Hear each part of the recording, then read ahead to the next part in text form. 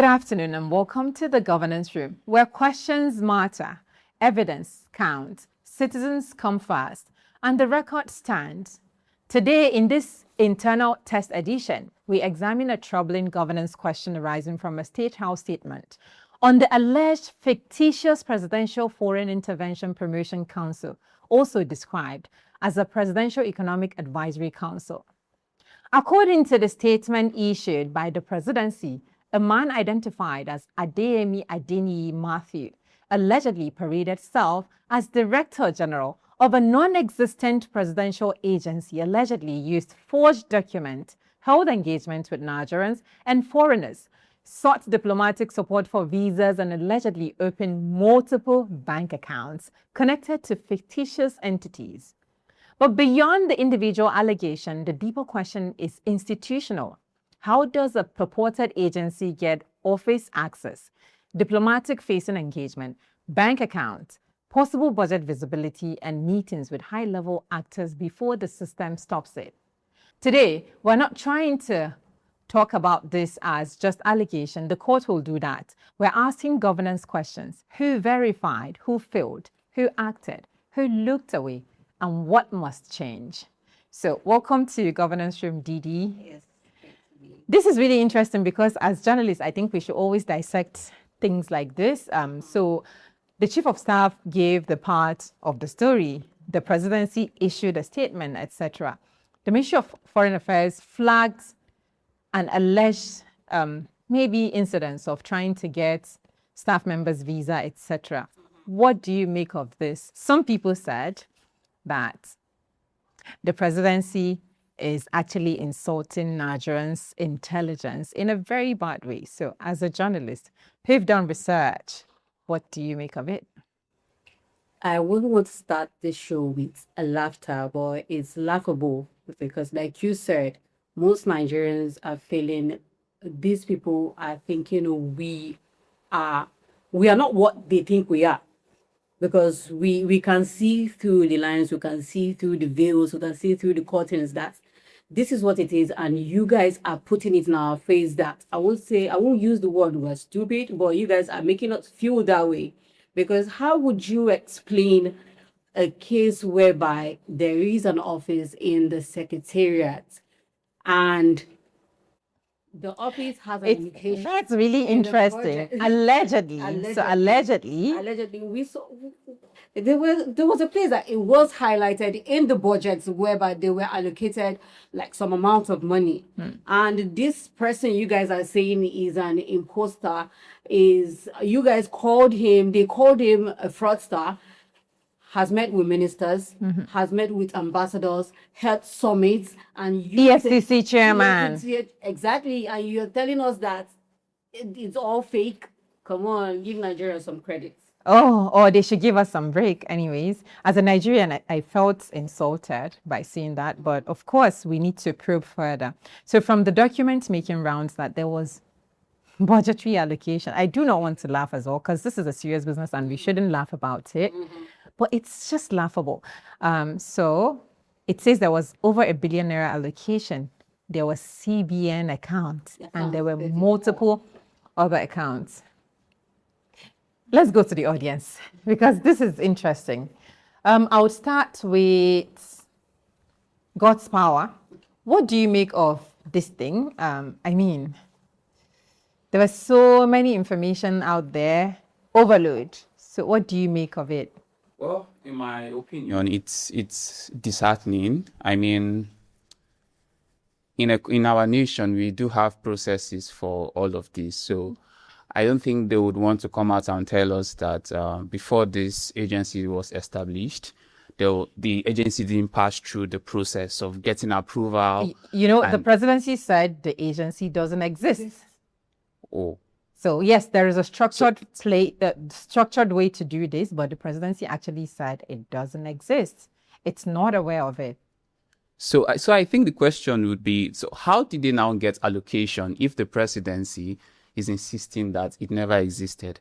How did they get access to, or how did the general allegedly get access to having meetings, international meetings, representing the nation, carrying the nation's name, the being a face for the nation in meetings, international meetings as this. It's quite worrisome and it's quite disheartening to see. Of course it is. I think, let me come back to DD first.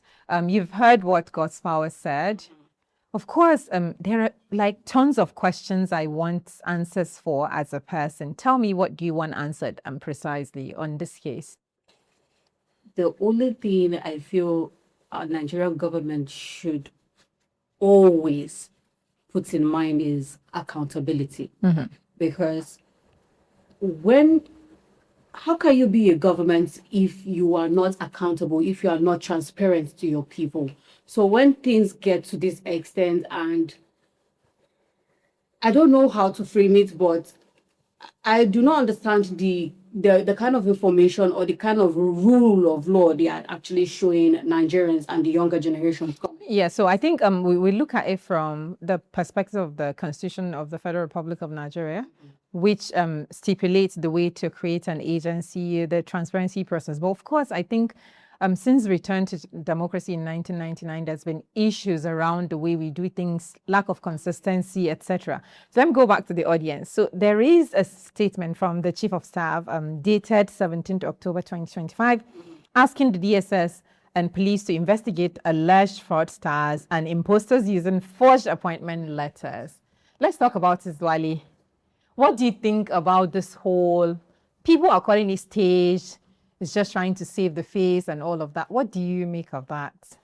Well, for me, there are certain things that we must consider. So far, so good. The evidences that has been examined are too glaring to be pushed aside. Recently, I even discovered that the said agency has a website.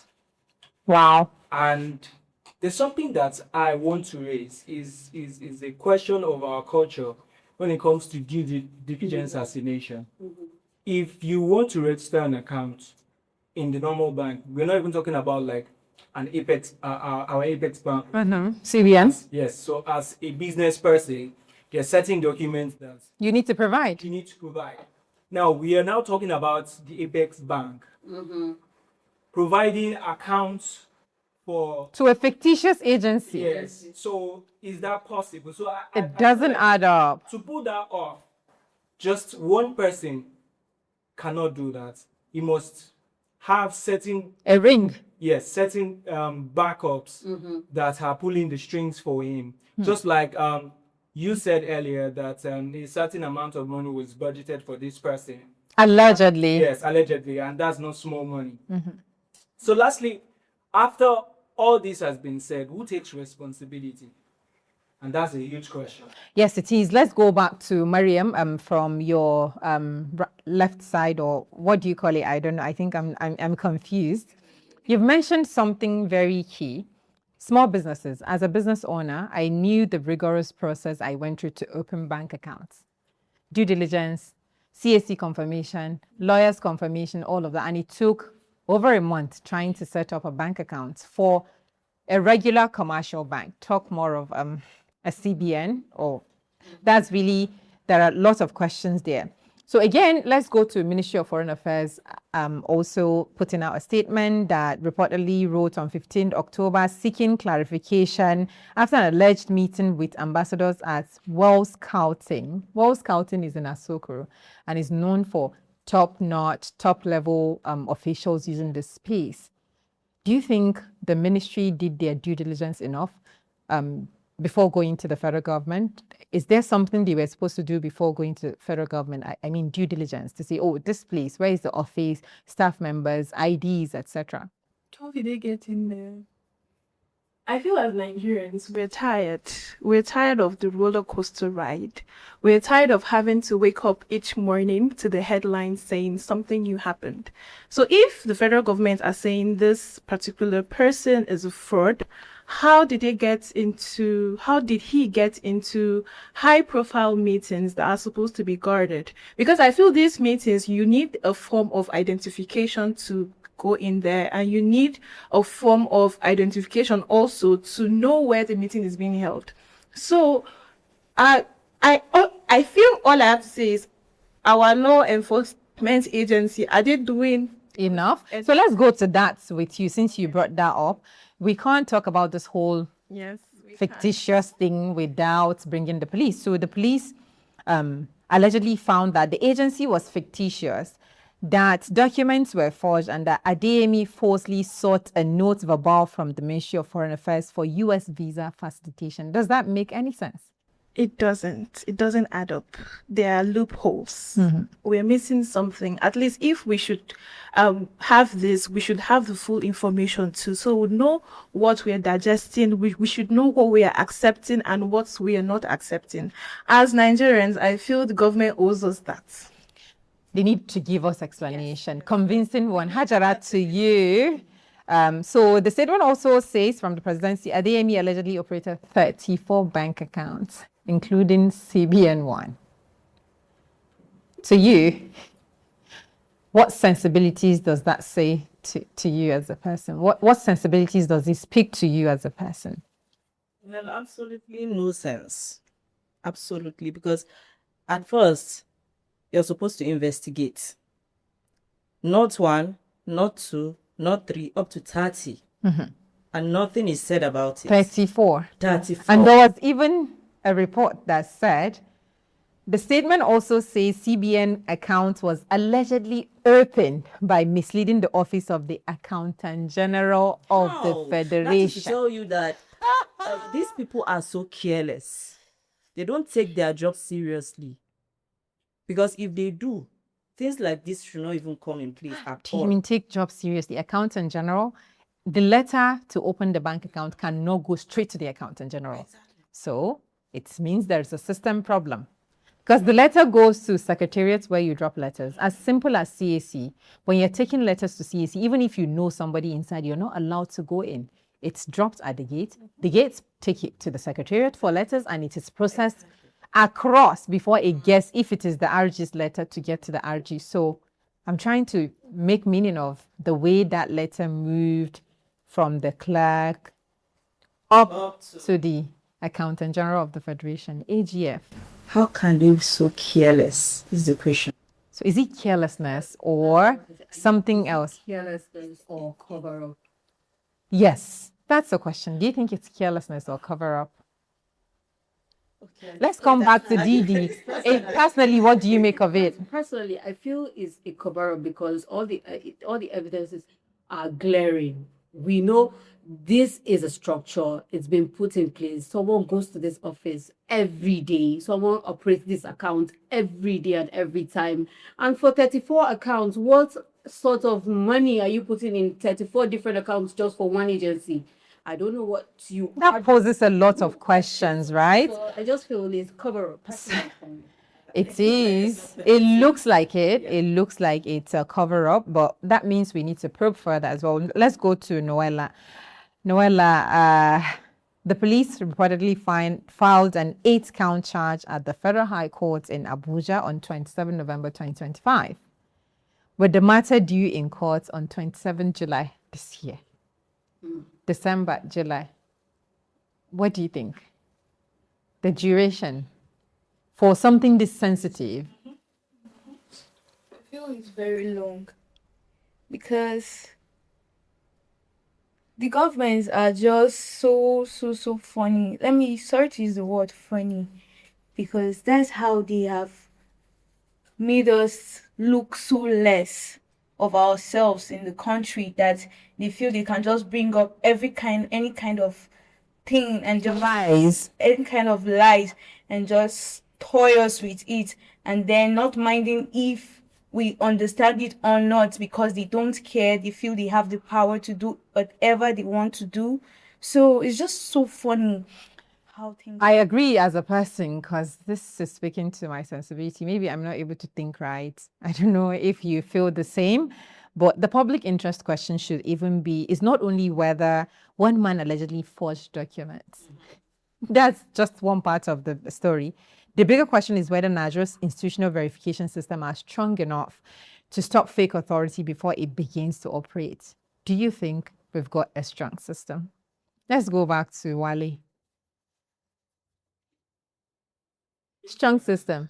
If we were to learn anything, it's just to remind us of how we are weak in our institutions, and this Is whole it weaker situation, institutions or weaker implementation?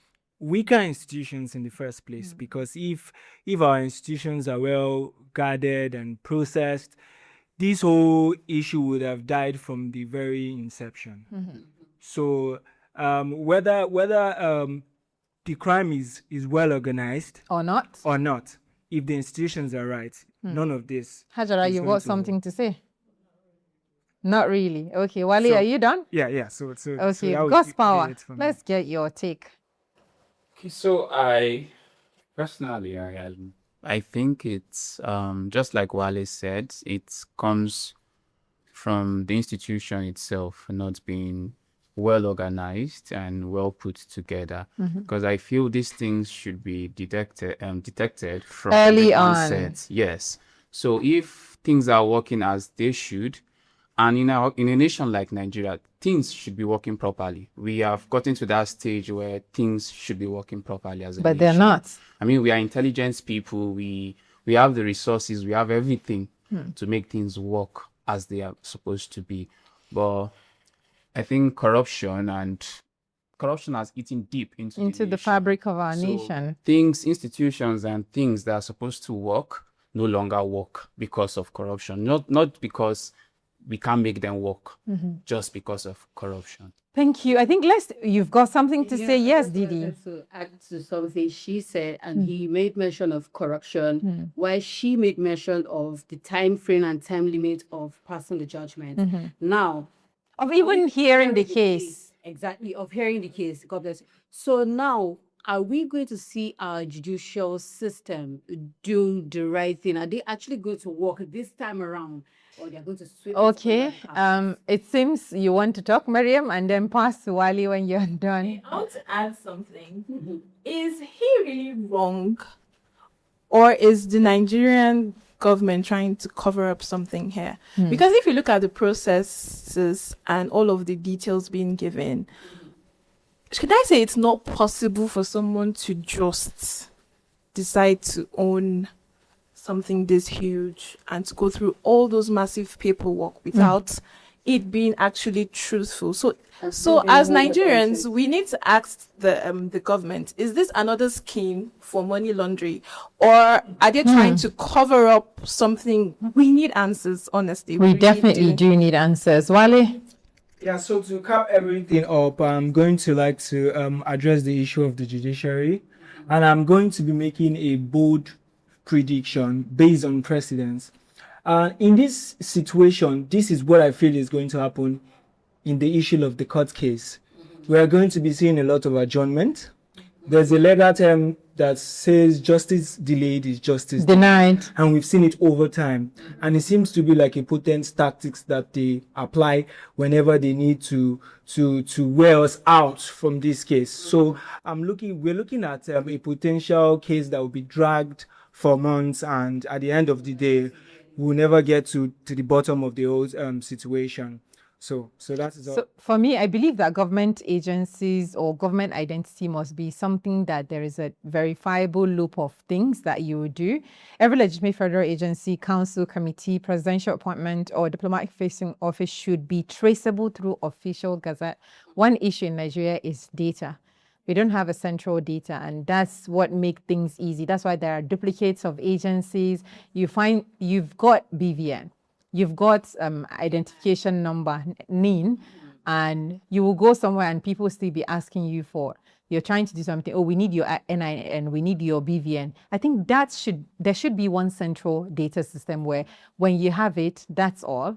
I know social insurance numbers abroad and other identity numbers that are just one, not multiple, because that's really convincing. Why did they say we should do NIN if NIN cannot trace everybody in the country? So there is need for central data bank for Nigeria. One thing is glaring in Nigeria, there is no central data bank, and we need to really work on that. When there is one central data bank, I believe that a lot of issues around forgery, around fictitious activities would be minimal. It might not be taken away completely, but it will be minimal. So let's take a quick break. When we return, the conversation continues. Role. not politics for noise.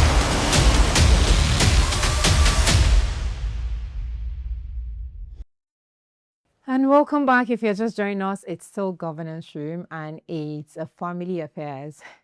Not really family in the sense of family, but I mean, Nigeria should be a family affairs because we're all Nigerians, right?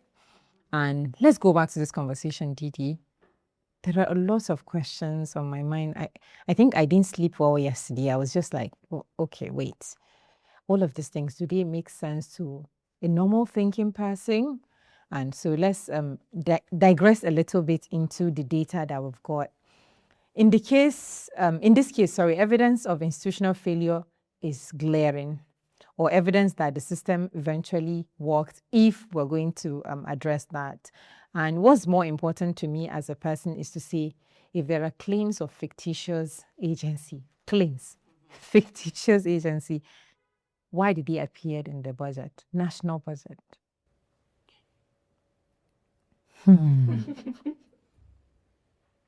There's something they call budget padding, but if it was padded, anyways.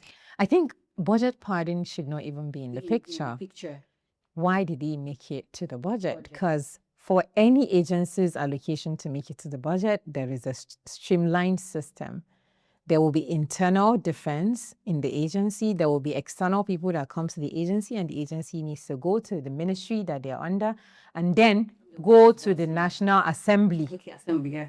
But, excuse me, what do you make of it? It's mind-boggling. I think we're all confused. We're all confused in this case, but then again, it would definitely have to do with having a syndicate, like you just mentioned. It has to follow due process from one step to the other, get approved and have disbursement and all that. So it is definitely has to be a syndicate working together. Syndicate. Hajara, I want to hear from you. This thing came to the open. The case has been on for months, but it came to the open, and there are allegations that the only evidence in this case as a person is dead. So what do you make of it? Is there a game? Is there something we don't know? Definitely. I feel like there's a fallout somewhere that the person that is helping push all of this must have been, having a fallout with this particular person that is claiming the agency. And if you look back, every system in Nigeria have a procedure. You cannot just go and then set up a place and claim it's an agency. It doesn't work that way. And the agency's office is in Federal Secretariat. Who gave the approval for him to stay there? I really want to know as a Nigerian. Maybe I can get access to the federal secretary. I need an office in the secretariat. If anybody can I think we need to investigate. Anybody can go there. But obviously you can't. So definitely someone somewhere is pushing this whole thing. So who is that person? And how far has the person gone? Because this is just what we are seeing. There are definitely things that are not in the open yet. So let's ask simple questions. Yes, no. What do you make of it? Simply, in your opinion, and anyone can answer. So just go ahead if you want to answer with the microphone. What documentations do you think is required before a federal entity can have a budget in the allocation? Documents. I think let's look at it in a bigger picture or bigger perspective. For me personally, if you're going to register maybe for budget allocation in an agency, it means you need to write a proposal, right? When you write a proposal, you take it through the process, because in your agency there are departments as well, right? And all departments need to present their budget. So when the first initiation process is for you to present your budget as department, then there is a compilation that goes to the DG of the agency, and the DG actually do due diligence to see, okay, do this department need this? Were there inflated figures and all of that? Do due diligence. And then after a consolidated document, it goes to the ministry, right? From the ministry, if everything been equal, it goes, I think it's supposed to go to the presidency, because the presidency actually compiled the whole budget thing. And then from presidency, it goes to the National Assembly. So who is fooling who in this case? It's a question that we need to ask. So let's go to another simple question that I think we should be able to make meanings of as people. I think I'm a journalist first before being a Nigerian. Which office do you think should verify agency legitimacy before accounts opening? Office of the Accountant General of the Federation, CBN, Budget Office, SGF, or Supervising Ministry? I think the Office of the Accountant General and the CBN should be the ones handling that, because okay, so for cases where you want to go open a business, like a small business, there are so many procedures, one of which you have to go to the central bank to do certain things. So I feel like for business, I don't think you need to go to central bank. You register with the CAC. So it's when you're going to do huge projects that involves billions that you might probably need to do some due diligence in the CBN. I'm not sure that's correct, but we need to find out. Yes, please. Okay. So with these agencies, they are tasked with doing a lot of things, and they get their fundings from the Nigerian budget, which is the nation's money. So I believe the Accountant General and the CBN should be any opposing opinion.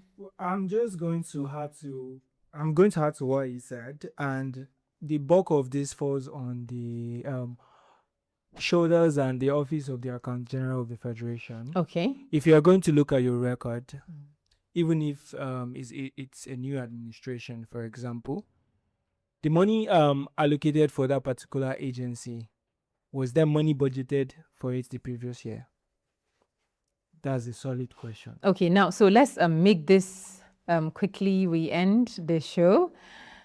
When I said which agents, who should be saddled with the responsibility of doing due diligence in verifying the agency, I think the primary point of call should be the supervising ministry first, because the agencies are under ministries. So the supervising ministry must do their due diligence before it goes to, it doesn't even go to the Accountant General of the Federation, because it's budgetary allocation. So when you do budgetary allocation, excuse me, thank you, mostly after ministry, it goes back to the presidency, because there is now going to be a big document for budgets for the whole nation.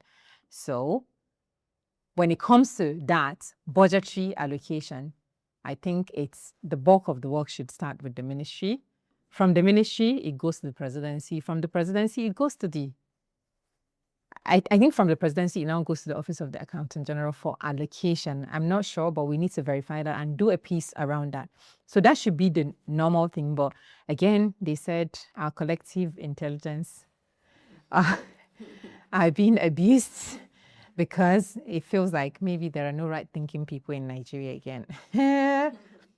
Now, what damage do you think this whole thing can do to us as a nation?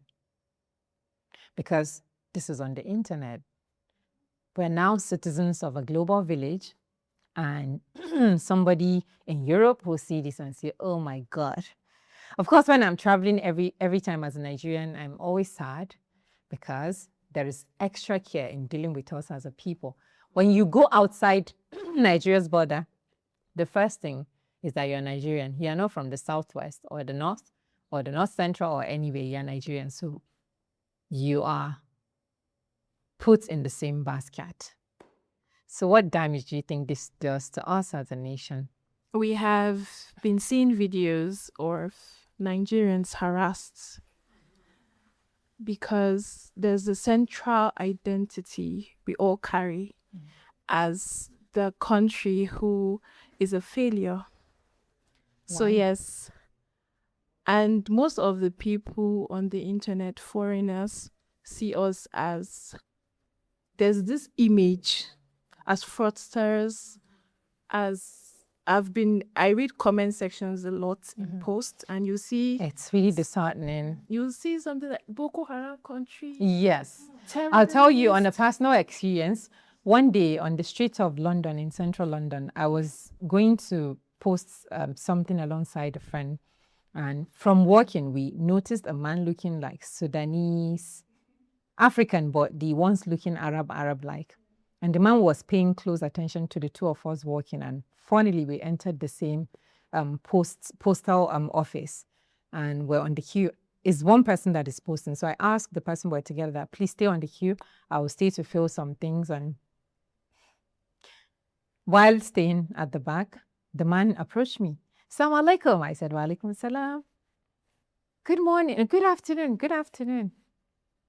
No, it wasn't good afternoon first. It was a language the guy spoke first before the English, and started speaking one funny language I don't know. I said, excuse me, I don't understand that language. Actually, I speak English. He said, okay, you speak English. Are you Sudanese? I said, no. Are you Somali? I said, no, I'm not. Which part of the African country are you from? I said, I'm Nigeria. And I was like, yes, sir. I'm from, don't go. Chibok. Exactly. This is Security, what? Your people steal your people. I'm like, sir, no. Chibok is long time ago. This was in 2022. Chibok is long time ago. Yes, it's an image because people like Beyonce actually amplified. I think there was Michelle Obama and all that. So when you go abroad, whether you like it or not, you've got a dent as a Nigerian. So, and also economically, it's also a very terrible image. So it's like Nigeria keeps falling backward instead of developing as it should. This one thing as regards that, and I'll just quickly add something as regards the economy. Because if the government, who are supposed to make or give foreign investors confidence in the country, and they come out with something like this, obviously there is a big problem. So I'm afraid due to time, we need to call it a wrap. So I need your final thoughts. Let's start with Didi. The final thought on this whole saga is we need accountability from our governments. We need transparency and always give us a good image out there. Next, Noella. Okay, from today's discussion, I feel that our government needs to sit up. And then even if they don't sit up, we as citizens, we have the right to make them know that yes, what they are doing is not fair. And we need to correct that. We need to air our voices out there so that they'll know that yes, we know what we are doing. We are educated people and we have the ability to do a lot of things instead of just letting the government tarnish our image badly. Thank you. Yes, Hajara. So I will wrap with a question instead of comment. Who should we hold accountable? Who should we hold responsible? Because as Nigerians, at this point, we are tired of these funny shenanigans. Who should we answer the question briefly? Who should we hold accountable? The federal government. Okay. There are different government at different levels, tiers of government. Let's go to God's power. On my final notes, this situation shatters an already damaged image she has as a nation. For me, I just hope that the issue doesn't get pushed under the rug, because we've seen it several locations where issues like this Get shared under the rug. Yeah, Wale. See that there should be consequences for wherever purposes. We copy a lot from westernized practice, but we welcome how we have operations. So we should learn, take a lead from that. Mariam. My final note will be for the lawmakers, they should do their part serious. I'm anything else that will matter. Thank you so much for sharing your thoughts on this very important topic that affects us as a nation, the fabric of our being. etc. And this is the end of the internal test edition for Governance Room. This case is now before the courts, and the courts must determine guilt, innocence, and legal responsibility. But governance does not wait for scandal to become tradition. Whether this matter ends in conviction, acquittal, or further revelations, the institutional questions remain urgent. Can citizens verify government agencies easily? Can embassies confirm official status quickly? Can bank accounts be opened for public sector entities without airtight legal checks? Can budget lines be created without confirming that an agency legally exists? And can first authority travel through the system long enough to meet officials, diplomats, and the public? These are not small questions. They go to the heart of public trust, and public trust is very key at this moment in our national life. In the governance room, we will keep asking who signed, who verified, who benefited, who failed, and what must change. The questions matter, evidence matters, citizens matter, the record matters, and this is it. Bye for now.